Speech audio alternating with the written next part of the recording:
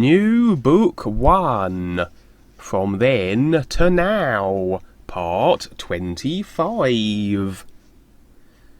We entered a real nice room with a large ceiling that had several windows. It was a big room with the bed right in the middle.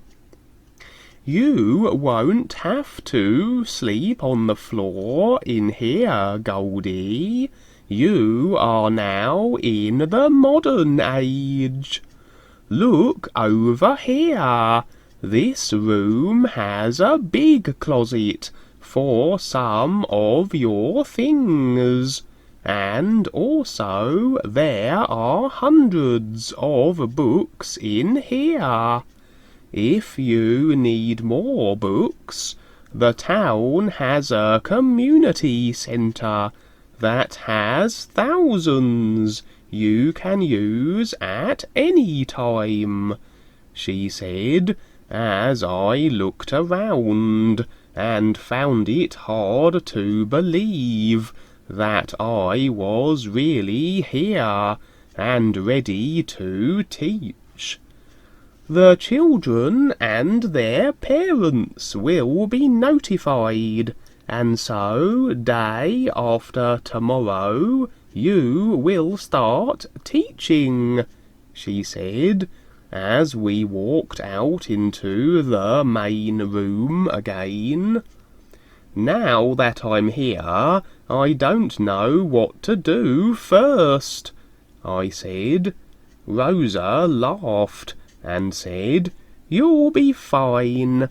After you've met the children and their families and taught for a while, you will blend right in with everything," she said, as she led the way back to the front door.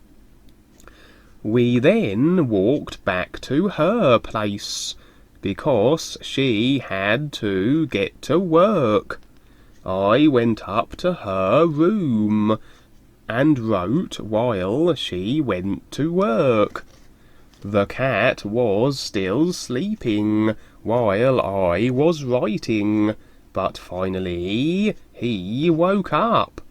He let out a big yawn and then stretched and asked, "Is this our new home, Goldie?" "No, we will be living at the schoolhouse. I know that you will really like it there, because the surroundings are very nice, and there is even a lake where you can chase the birds," I said. He seemed okay with what I told him, and then went and stared out the window. It was late afternoon when Rosa finally came upstairs. "Hello, Goldie. Are you okay with everything?" she asked, smiling as she came in. "Everything is very good, Miss Rosa. Let me take you out to the dinner I promised you," I said. "You know what, Indian boy, that does sound good," she said, as we both laughed and got ready. There is a nice family cafe across the street where most of the people around here go to. Let's go there, and then they can all see their new school teacher. I was really nervous now. This was going to be my first public appearance. I put on my best clothes and looked like a real gentleman. We were soon ready to go. "You look great, Goldie. "Everyone will see you coming," she said, with a big smile on her face. I suddenly didn't know if I wanted to go or not, but I did. We walked across the street and entered the cafe. I was rather taken by all the people who were there. It was very crowded, and everyone was dressed so perfectly. I felt rather out of place, but I did like the experience and risk of being in a new place. It was a big cafe that was beautifully decorated and seemed to have a real lively atmosphere to it. There were many waiters moving about the place and bringing food and drinks. I noticed some people looking at me as I came in with Rosa. I figured they knew her, so I didn't pay too much attention to them. We were escorted to a nice table by the window and sat down. Rosa looked at me and smiled, and then held her hand over her mouth, as though she was trying to keep herself from laughing. I began to smile and laugh a little, and shrugged my shoulders at her, about her mannerism. "What's so funny, Rosa? Did I wear the wrong clothes?" I said. Then she really laughed. "Silly Indian, look around. You are the most gorgeous man here. Look at all these women staring at you," she said. I was afraid to look, but I did. I slowly and casually took a glance around the room, and she was right. There were a few who were looking right at me. As I made eye contact, they would smile, and I shyly smiled back. I looked back at Rosa and said, "Can we go now?" She really began to laugh at what I said. "Of course not. I want you to sit there and suffer while I enjoy myself, knowing that I am with the most handsome man in town, and while all those white women drool," she said, as she was still giggling and trying to refrain herself. "I really do like this place, Rosa. It's so different from any place that I have been. The experience that I will be having while I am living here will really add to my life. I love the wildness of the outdoors, but this is a real fun change for me," I said. "I felt the same way when I arrived here, Goldie. I like going back and forth from my parents' life to this one, but I know this lifestyle will be my main interest," she said. The waiter came over, and we ordered. As soon as he left, a young woman walked up to our table. "Hello, Rosa. It's good to see you. I hope everything is going well," she said, as she was mainly looking at me. "Very well, Rebecca, and please meet my friend Goldie. Goldie, this is Rebecca Anderson, "A good friend of mine," said Rosa. I stood up and shook the woman's hand. "Hello, Mr. Goldie. I am so pleased to meet you, sir," she said, as she smiled and looked me straight in the eyes. I could feel something that I was not ready to handle from her, so I sat back down. "I hope to see you again, Mr. Goldie," she said, as she walked off. As the woman left, Rosa began to laugh. I could see that she was trying to hold back from making a scene of her laughing. "Goldie, you are so funny. Your pure innocence is great. I could tell that Rebecca was approaching you, and you were a little confused. This new experience is going to be some real entertainment for you," said Rosa, as she smiled at me. "I am ready," I said. "It will take some getting used to, but I like it." We had a nice dinner, and then we took a walk outside and down the street as the sun was setting. It was a nice afternoon that had a pleasant feeling to it.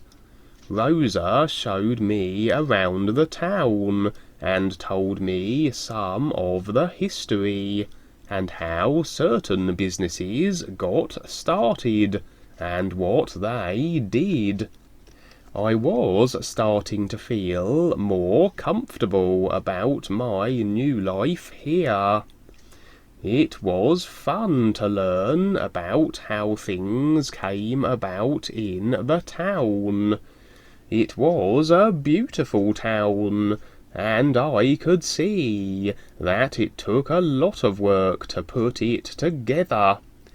I began to take a real interest in how everything was built, which I never really had a concern for before. I wanted to learn more about building, and I was excited about meeting this fellow Ben. After a few hours, we went back to Rosa's room and talked a while. The cat was still sitting in the window and watching the birds come and go in a big tree outside. "I never get tired of watching those birds fly. It reminds me of flying on the Inner," said Little Feather. I wrote for some time, and then went to bed early. I went right to sleep, and to the other side. I became aware that I was in the schoolhouse where I was to teach. I was sitting at the teacher's desk, and wondering what to teach first, and then Rebazar Tars walked in with Shiss. They both came up to the front and sat in the first row. "Hello, Mr. Teacher," they said together. "Hello to the both of you," I said, so very happy to see them. All of us talked, and I seemed to be laughing the whole time, and then I woke up. It was suddenly early morning, and I could faintly hear the rooster in the distance, as he sounded himself about 6 times. As I looked over what took place on the Inner, I had to smile, and wonder if I laughed the whole night until dawn. Rosa soon sat up in her bed with a smile, and then got up and dressed. I went over to the school with the cat, while Rosa went to work. I wanted to get used to the place as quickly as I could. I still had a funny feeling that was with me about what was coming to pass, but I knew that I would soon go through it. I remember I went through the same thing when I first started scouting, but after I got involved I was okay with it. It took me a while to get good at that also, but I kept at it because I did like it in the beginning. Now I was where I was meant to be, because my dream has always been to be a great teacher like Rebazar and the guides. Rebazar Tars told me about some of his training when he was with his teachers. He said he was the only student for the longest time, because it was back in the days when life on Earth was very hard, and most men were battling each other. He said the real guides had a real tough time finding people who wanted to know about a real life. Presenting anything from the other worlds hundreds of years ago was a real danger, because people were very barbaric in their nature, even more so than today. He said it was because of the way they had to survive in those times, and what little awareness they had. The cat and I arrived at the school and went inside, and then I sat at the front desk. I imagined myself teaching the children to get a feel for what was to come tomorrow. I looked through all the drawers to see what I could find and use. There were a lot of things that Sonia had brought that looked to be very useful. I was looking for something other than a feather and ink to write with. I found something very interesting that caught my eye. There was a bunch of small wood sticks with a dark centre to them. One of them was sharpened to a point, and I attempted to write with it. Suddenly I discovered that it continued to write without any ink. I sat and wrote for a while. Every once in a while I would look up and see the cat at the window as he was watching the birds. When I finished writing, I wanted to tell Rosa about my new discovery and what I had found.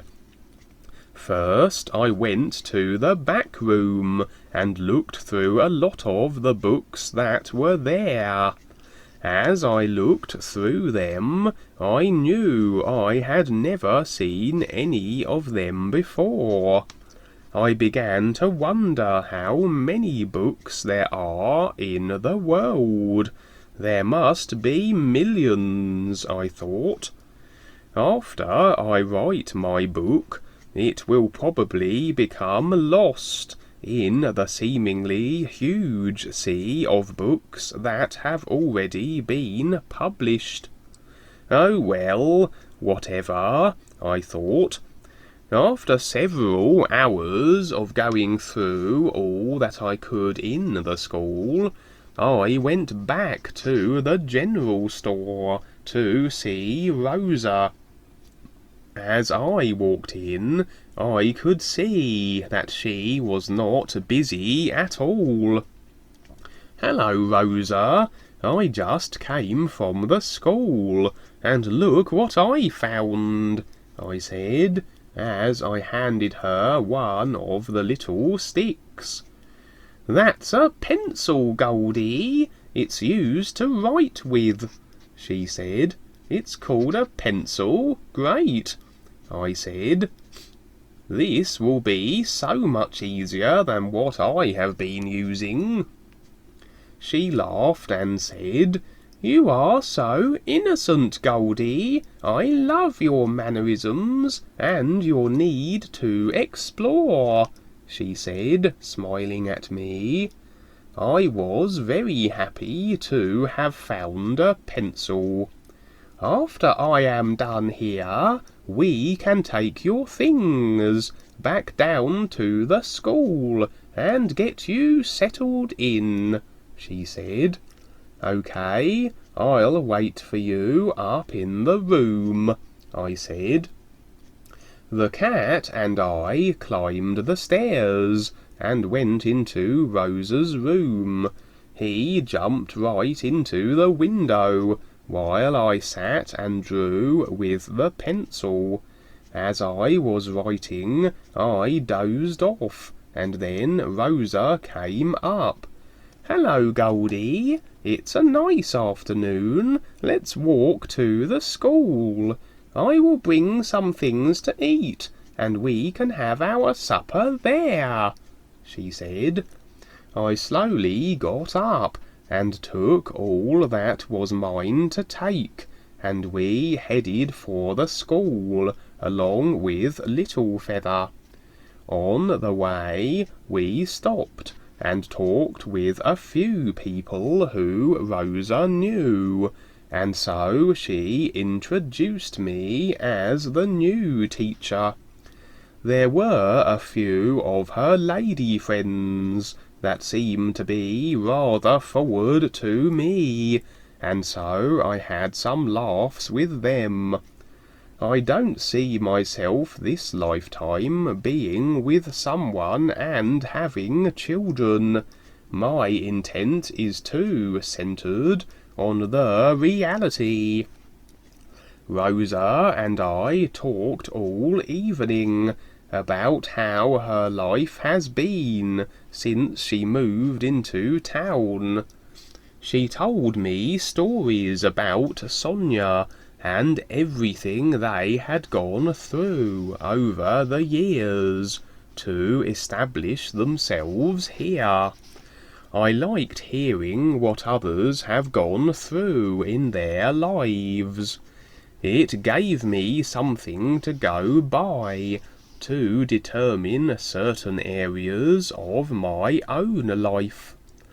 I was constantly realizing how life was teaching the one main ingredient that seemed to blend through everything, and that was humility.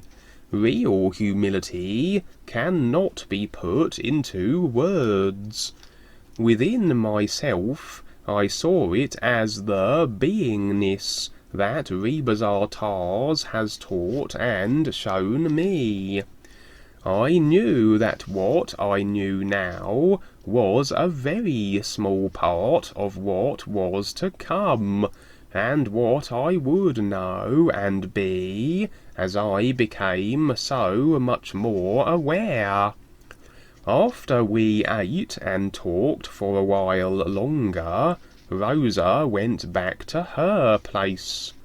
There were several lanterns in the school I lit, as I sat and wrote at my new desk. I stayed up for a long time, because I was really enjoying using the pencil to write with. The school and all the supplies were donated by the town's people, and Rosa brought whatever was needed from the general store.